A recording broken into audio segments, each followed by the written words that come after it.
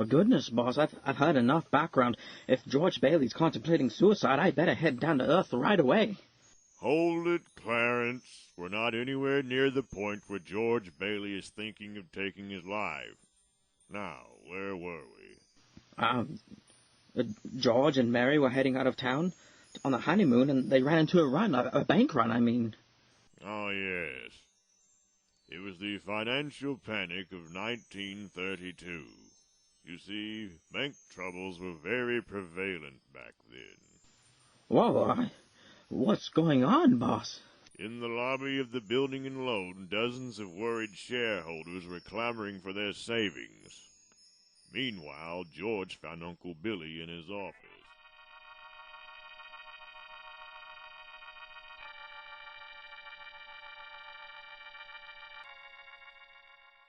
It's a bank panic, George. The bank had a run. They needed cash, so they demanded that we pay off our loan immediately. I handed over all of our cash. I had to. You handed over all the cash? But that means... The whole town's gone nuts, George. Now we're in the same pickle as the bank. But our charter requires we stay open until 6 p.m. If we don't, the state can take away our license. Stay open until 6? Without any money? Come on, let's see the crowd out there.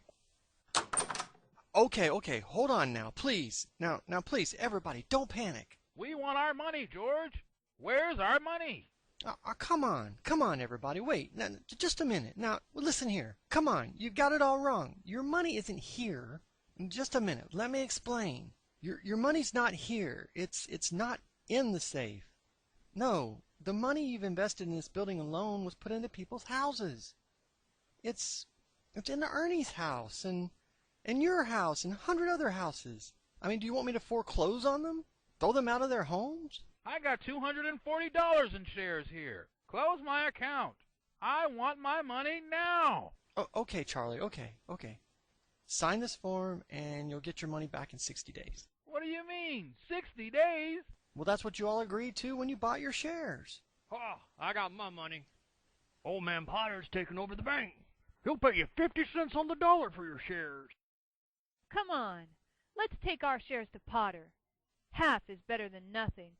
Wait, come on, please, folks, don't do this. Stop! Listen, if Potter gets a hold of the building alone, there won't be a decent house built in this town again. Can't you see? He's just taken over the bank. He's already got the bus line, the department store, and now he's after us. He wants to keep you living in his shacks and paying the rent he decides. That's a lot of fine talk, George, but I've got doctor bills to pay. My husband got laid off. George, darling. Hey, Mary. How much do they need? We've still got some money. The honeymoon money. Yeah. Wait, folks. I've got $2,000 here. Okay, so we've got some cash. All right, Charlie, how much do you need? $240. Come on, Charlie. How about just enough to tide you over? I want my $240. Okay. Uncle Billy, give Charlie here $242. Okay, all right. Mrs. Davis, now. $17 then. Thank you. Okay. Who's next now? Let's try to spread it out. Come on, everybody. Let's see what we can do here.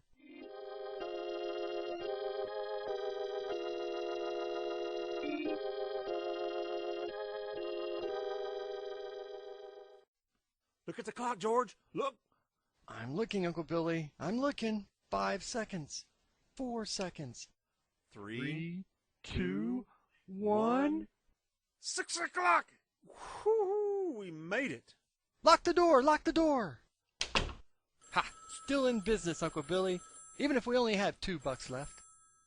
George, telephone. Okay, Tilly. Oh, and, by the way, call my wife, will you? I forgot all about... Mrs. Bailey's on the line. No, I don't want Mrs. Bailey. I want Mrs. Bailey. Wait, Mrs. Bailey. Oh, right. That is my wife. Give me the phone. Hello, is this Mrs. Bailey? Well, Mary, we survived. I'm sorry, huh?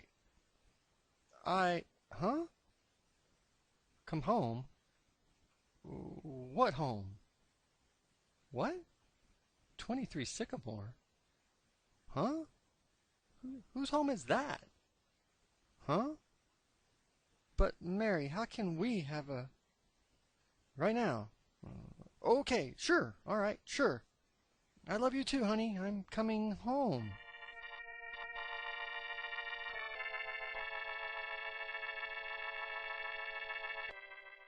Clarence, do you know where 320 Sycamore was? His mother-in-law's house? No, it was the old Granville house where George and Mary threw rocks and made wishes. You see, her wish was to marry George and live in the Granville house, and that's where they honeymooned.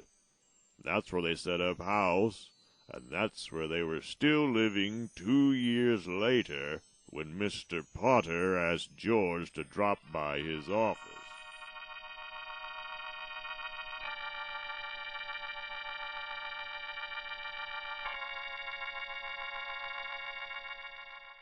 Well, George, I suppose you're wondering why you're here. Well, I have no idea, Mr. Potter, but I'm sure you do.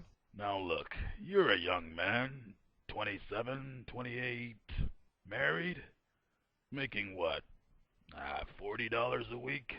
45. Okay, 45. And if you were a common, ordinary yokel, I'd say you were doing well. However, you're no common, ordinary yokel. Son, you're an intelligent, resourceful, ambitious young man who hates this job. Mm-hmm. Yes, you hate the building and loan almost as much as I do, George. You've been dying to get out of this town ever since you were born. You see your friends, your brother, go places, while you're trapped here, trapped into frittering away your life, playing nursemaid to a lot of garlic eaters. Is this a correct picture, George, or do I exaggerate? What's your point, Mr. Potter? My point is that I want to hire you, George. Hire me? To do what? To manage my affairs, oversee my properties, and I can start you off at $20,000 a year. $20,000 a year? Are you sure you're talking to me? I'm George Bailey. Remember me, the building and loan George Bailey? Yes, the George Bailey whose ship has just come in, providing he has the brains to climb aboard. Yes, but what about the building and loan? Forget the building and loan. I'm offering you a 3-year contract at $20,000 a year. Do we have a deal or not? No, I can't do it. If you offered me $1 million to stay in Bedford Falls, to be your stooge, the answer would still be no. Now let me out of here.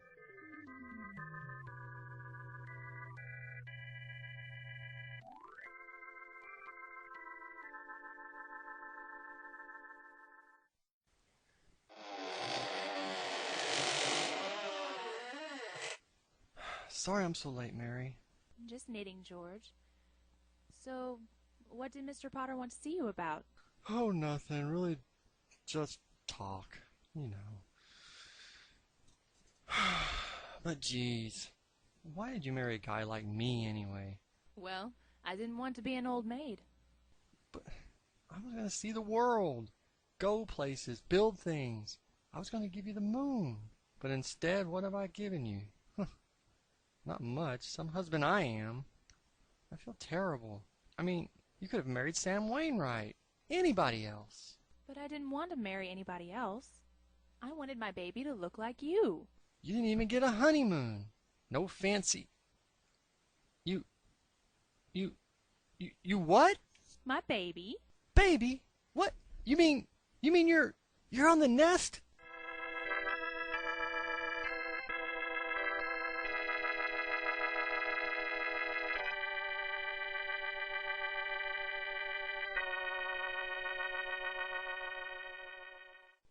Well, Clarence, Mary had her baby, a boy. Ah, that's nice. Then another one, a girl. Well, good for them. But George slaved away at the building and loan, and Potter made things tough for him. Then came the war. Mary had another baby, but still found time to run the USO. Uncle Billy and Mr. Gower sold war bonds.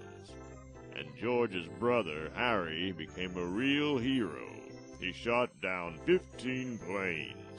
And George? What did George do in the war? Well, George was 4-F due to his bad ear.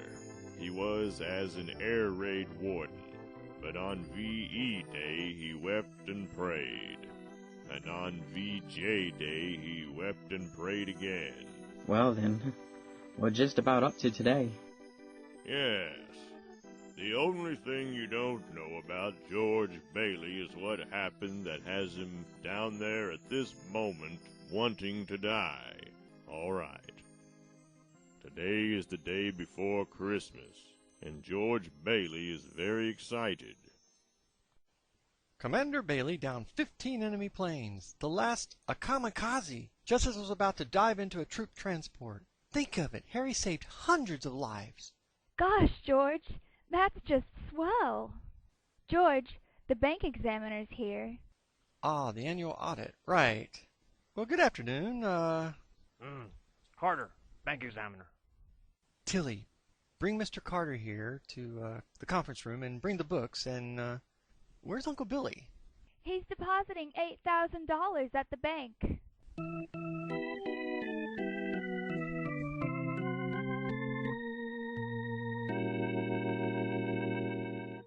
Well, well, Mr. Potter, here to personally guard your money.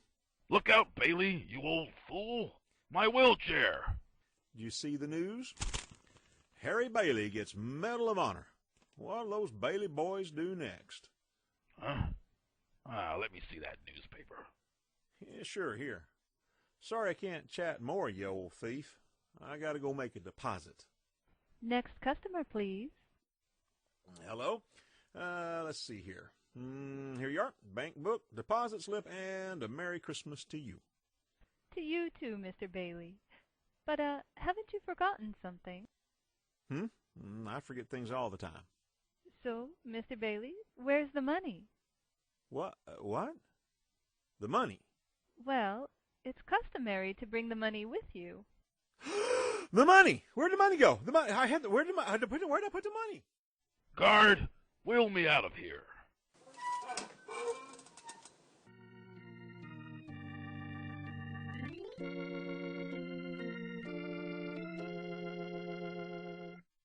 Take note, Clarence. Uncle Billy couldn't find the deposit money because the envelope with the $8,000 was folded up in that newspaper he gave to Mr. Potter. The money was in the newspaper? So that's why George and Uncle Billy are scouring the streets. I just don't know what happened to it, George. I just don't know. $8,000? And the bank examiner's here. It belongs to the depositors. Oh, we've traced every step I took. Well, maybe you never put the envelope in your pocket in the first place. Maybe, but, oh, George, I'm no good to you. No good. Now, where's that money, you old fool? This means bankruptcy, scandal, prison. One of us is going to jail, and it's not going to be me. You keep looking. I'm going home. George!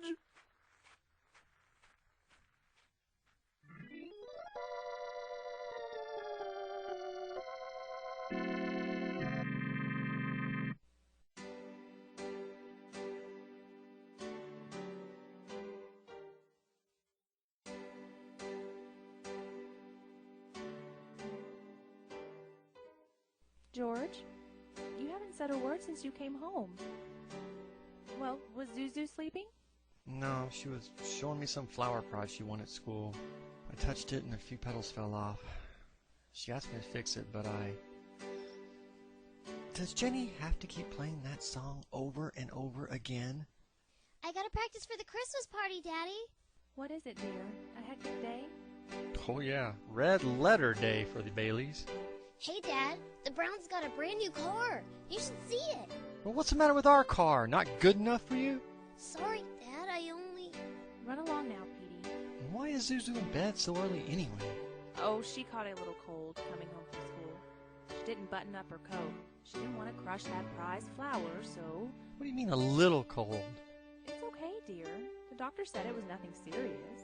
The doctor? The doctor came? It's this drafty old house. It's a wonder we all don't have pneumonia. George! I mean, why do we live here in the first place? Why in this crummy little town?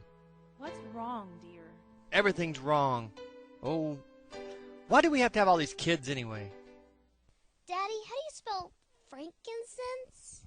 I don't know. Ask your mother. Hello? Oh, thank you, Mrs. Welch. Oh, she'll be all right. Who is it, Mary? It's Mrs. Welch, Zuzu's teacher. What? Oh, well, the doctor says she should be out of bed and... Mary, give me that phone. George, please! Is this Mrs. Welch? Well, this is Mr. Bailey. Now, what kind of teacher are you?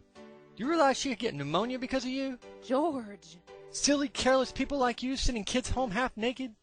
You know, maybe my kids aren't the best dressed kids and... Hello! Hello! Janie, enough with the piano! Cut it out! Stop! Oh, Daddy! George, whatever's wrong with you, must you torture the children too? I'm sorry, Janie. I'm sorry, Mary. I just gotta get out of here.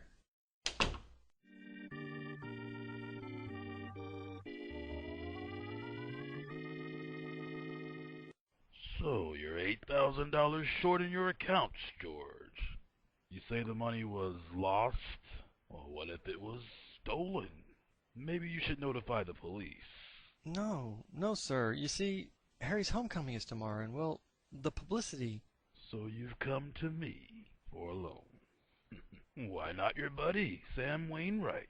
Well, I tried to get a hold of him, but, he's in Europe right now, and... So you want a loan from me for $8,000? Well, what do you have as collateral, George? Well, I have some life insurance here. A $15,000 policy. It's... 15,000, huh? But what's your equity in it? $500. I 500? And you want an emergency loan on Christmas Eve for 8,000? Yeah? Ha! You're pathetic, George Bailey. You once called me a warped, frustrated old man. Well, George Bailey, what are you? But a warped, frustrated young man. I... Look at you now. Crawling to me for help. Ha ha! Go to the riffraff you love so well. Go beg them for help. Please, Mr. Potter, I don't know what I'm going to do. Well, I'll tell you what I'm going to do. I'm going to swear out a warrant for your arrest. Get out of here!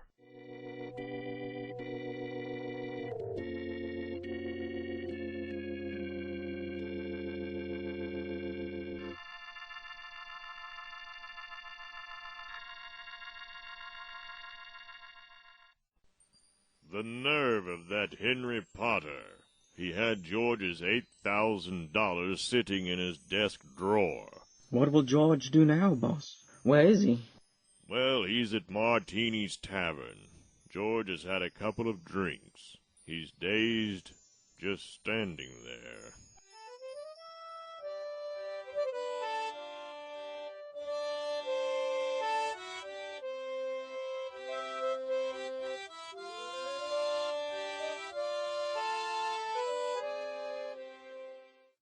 Our Father, who art in heaven, oh God, I've never been a praying man, but if you're listening, show me the way, please. I'm lost, God, lost, please. Hey, George, you all right? Hey, Mr. Martini. George here don't look so good. You're right, Nick. Mr. Bailey, you're drinking too much. This? Mr. Bailey, Mr. George Bailey. Hey! Beat it, Mr. Welch! You punch my best friend! Out of here! Go! Throw him out, Nick! Go on, Welch. Beat it.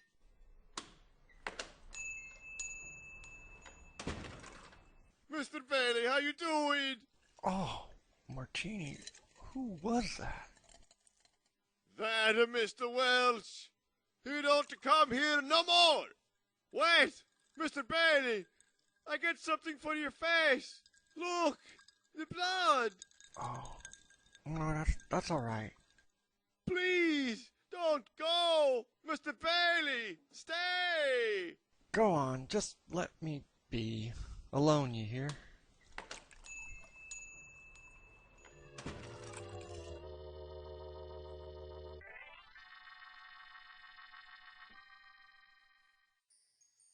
Well, Clarence, George is now at the river. He's about to jump. Do you have your plan ready? I don't know, boss. Well, if you can save George Bailey's life, you can get your wings. My wings? Oh, yes, my wings. I won't let you down, boss. George Bailey, don't jump, George. Get away from the bridge, George. Stop!